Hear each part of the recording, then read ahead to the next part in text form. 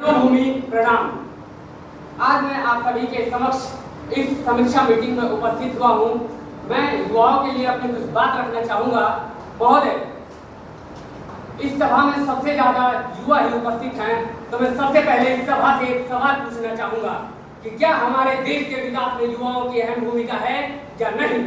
तो कुछ लोगों का मत होगा हाँ बिल्कुल, और कुछ लोगों का मत होगा नहीं। लेकिन मेरे हिसाब से इसमें कोई दो मत हो ही नहीं सकता, क्योंकि हम युवाओं के लिए ही कहा गया है कि तलवारों के साये पर इतिहास हमारा चलता है, जिस ओर जवानी चलती है उस ओर जमाना चलता है। महोदय,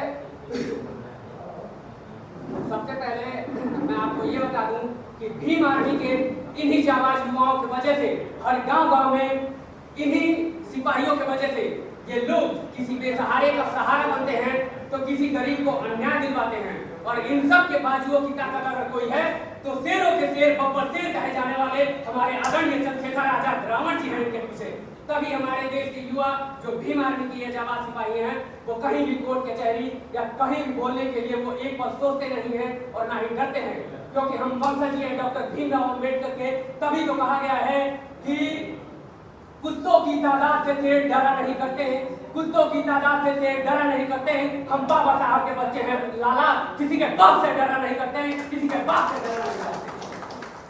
और महोदय, हमारे समाज में अन्याय के खिलाफ लड़ाई लड़ने वाले इकलौते नेता हमारे आदरणीय चंद्रशेखर आजाद जी हैं, जिनकी वजह से हमारे समाज में शोषित वंचित गरीबों की आवाज उठाई जा रही है।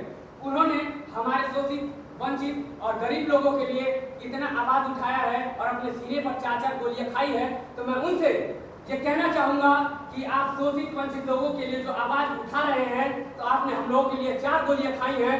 तो मैं आकाश कुमार आपसे कहता हूं कि आपकी ढाल बनकर हम लोग अपने सीने पे 8-8 गोलियां खाने के लिए तैयार हैं। और मैं बता दूं कि हमारे देश में भीम आर्मी के युवाओं की तादाद 20% है, जो किसी भी आपदा को अवसर में बदल सकती है। So I would like to appeal youth sitting here कि हो गई है पीर पर्वत सी निकलनी चाहिए, इस हिमालय से कोई गंगा निकलनी चाहिए, और मेरे सीने में ना सही तेरे सीने में ही सही हो कहीं भी आग पर ये आग निकलनी चाहिए, आग निकलनी चाहिए। और महोदय, अंत में मैं इतना ही कहना चाहूंगा, एक नारा दूंगा, आप लोग मेरे साथ बोलिएगा कि मैं बोलूंगा कि आवाज दो, आप लोग कहिएगा हम एक हैं।